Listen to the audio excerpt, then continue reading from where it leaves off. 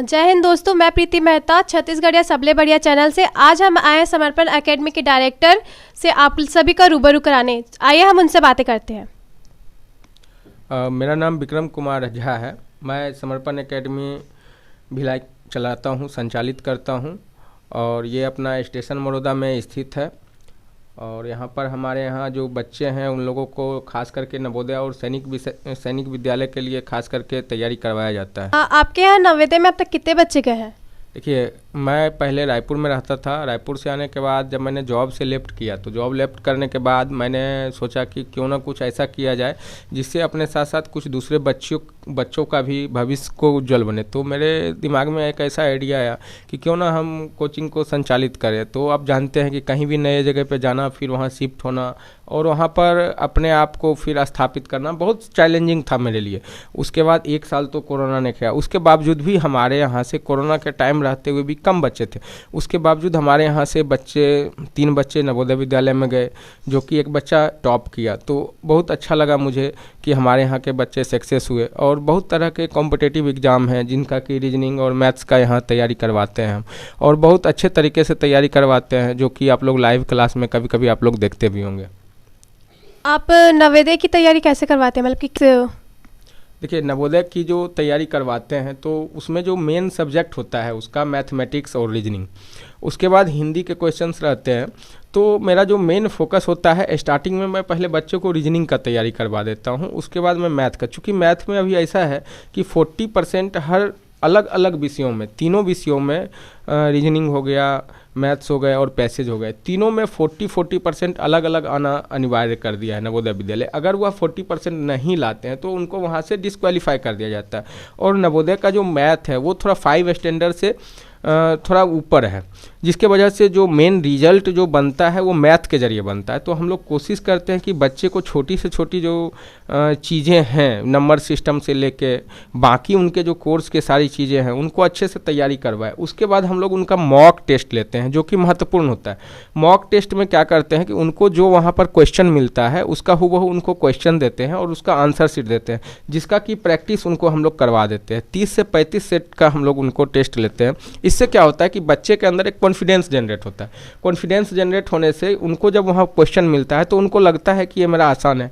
ये सारे बच्चे आप जो पीछे खड़े देख रहे हैं ये हमारे नवोदय विद्यालय से हैं और मैं अभी देखो तैयारी करवा रहा हूँ बस। और अभी इस बार हमारे पास अच्छे बैचेज हैं, तो मुझे लग रहा है कि 8 से 10 बच्चे का सिलेक्शन इस बार जरूर होगा। और मैं ये ऑन कैमरा आपको रिकॉर्ड बोल रहा हूँ, अभी सिर्फ तैयारी स्टार्ट करवाया हूँ, अभी रिजल्ट नहीं आया है। तो आप कभी भी मेरा वीडियो ये आप रख लीजिए, स्क्रीनशॉट रख लीजिए, मेरे बातों को रख लीजिए, वीडियो को आप सेव करके रख लीजिए कि हमारे यहाँ से इस बार 8 से 10 बच्चे का सिलेक्शन होना है। हमारे यहाँ सुनने में आया है कि आप फीस थोड़ा ज़्यादा लेते हैं, ऐसा क्यों? देखिए, फीस कोई ज़्यादा नहीं है। फीस लोगों के मानसिकता है कि फीस ज़्यादा है, और ऐसा कुछ नहीं है। मैं तो फ़ी लेता ही नहीं हूँ, समझिए। अगर मैं किसी बच्चे से अभी नवोदय विद्यालय के लिए और सैनिक विद्यालय के लिए 15,000 मात्र फीस रखता हूँ, जो कि मुझे लग रहा है कि पूरे भारत में ऐसा नहीं होगा।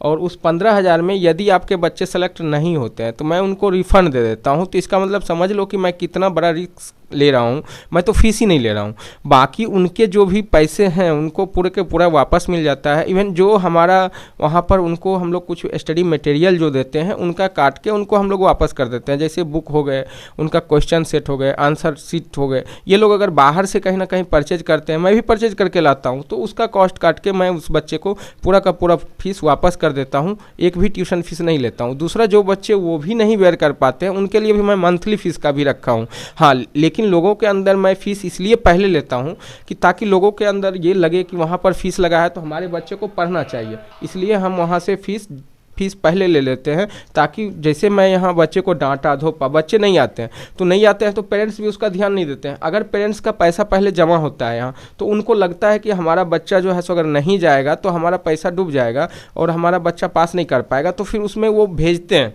तो इस लेके मैं फ़ीस पहले लेता हूँ और एडवांस फ़ीस रहता है। लेकिन वैसे बच्चे के लिए जो बिल्कुल फ़ीस देने के लिए संभव नहीं है, मैं उस बच्चे को हेल्प भी करता हूँ, ऐसा नहीं है। हाँ, पेरेंट्स आके उसके लिए मुझसे मिले, बात करे, जो उनकी समस्या है उस समस्या को अगर बताए तो उनके साथ निश्चित रूप से हम लोग छूट देते हैं। जो भी हमसे हो सकता है पॉसिबिलिटी हम लोग करते हैं। इवन अभी मैं गवर्नमेंट स्कूल में जाके फ्री क्लासेस दे रहा हूँ और वहाँ का कोई भी चार्ज नहीं ले रहा हूँ, बिल्कुल फ्री में जाके मैं वहाँ के बच्चे को एक समाज सेवा के तौर पे पढ़ा रहा हूँ, ताकि वहाँ भी बच्चे ज़्यादा से ज़्यादा पास कर पाए। अभी मैं एक पिछली बार जब एग्ज़ाम दिलाने गया था तो वहाँ पर क्या देखा कि कुछ बच्चे बोल रहे थे कि मुझे तो मैम ने बताया था टिक मारना है, मुझे तो मैम ने बताया था आंसर टिक कर देना है, ये करना है, वो करना है। तो वो सब सारे चीज़ मैं बच्चे को जागरूक करता हूँ, जो मेरे यहाँ पढ़ते हैं वो भी, जो मेरे यहाँ नहीं पढ़ते हैं वो भी। उन सारे बच्चे जो चाहते हैं मुझसे आके मॉक टेस्ट देखना, दे के देखना, या चाहे उस क्वेश्चन को देखना या आंसर शीट को देखना, तो मैं उन लोगों को फ्री में प्रोवाइड करवाता हूँ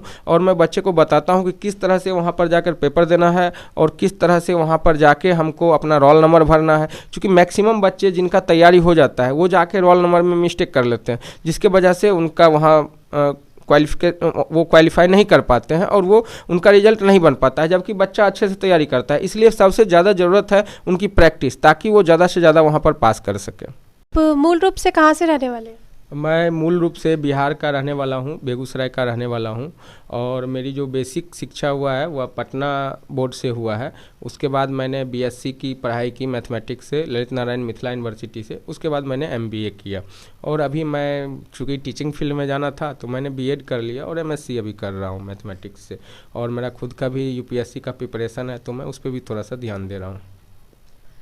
सुना है आप कविताओं के शौकीन हैं, तो आप अपनी धरती के किसी कवि का कोई कविता बोल दीजिए। कविता का तो मैं लिखने और पढ़ने दोनों का शौकीन रहा हूँ।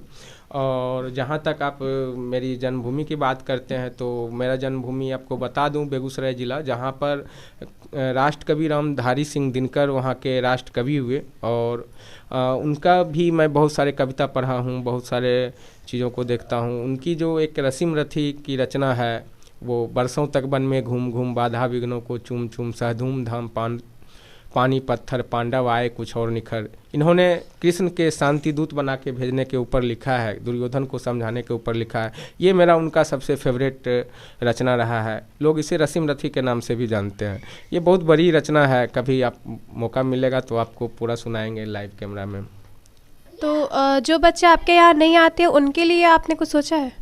देखिए, मैं तो अपना वीडियो तो डालते रहता हूँ, अपना फेसबुक पेज और इंस्टाग्राम यूट्यूब इसमें डालते रहता हूँ। बच्चे वहाँ से भी सीख सकते हैं। इवन फिर भी अगर किसी बच्चे को लगता है कि उनको और अच्छे से तैयारी करना है तो वो मेन रूप से रीजनिंग के जो 10 पार्ट हैं उसको अच्छे से करें। वो बहुत आसान है, बहुत कोई मुश्किल चीज़ नहीं है। वो 40 में से बच्चे 40 नंबर भी ला सकते हैं। उसके बाद मैथ थोड़ा सा डिफ़िकल्ट है, बट ऐसा नहीं है कि अगर उसको बार बार प्रैक्टिस करेंगे तो वो नहीं होगा। तो पेरेंट्स भी ध्यान देंगे, अगर बेसिक मैथ उनको क्लियर करवाएंगे तो जाहिर सी बात है कि वो निकाल लेंगे। चूँकि अभी जो कहा गया है कि हर एक सेक्शन में 40% नंबर अनिवार्य है, तो इसलिए ऐसा नहीं है कि अगर किसी एक सेक्शन में वो पूरा कंप्लीट नंबर ले आते हैं और किसी सेक्शन में कम हो जाता है तो उनका नहीं होगा। इसलिए तीनों अलग अलग सेक्शन में अलग से 40% का जरूरी है। तो इसलिए सबसे बड़ा है कि सक्सेस का मूल मंत्र यही है कि किसी भी चीज़ को हम रिपीट करें। अगर हम बार बार किसी भी चीज़ को रिपीट करते हैं, रिवाइज करते हैं, हम बार बार देखते हैं तो वो चीज़ मुझे याद हो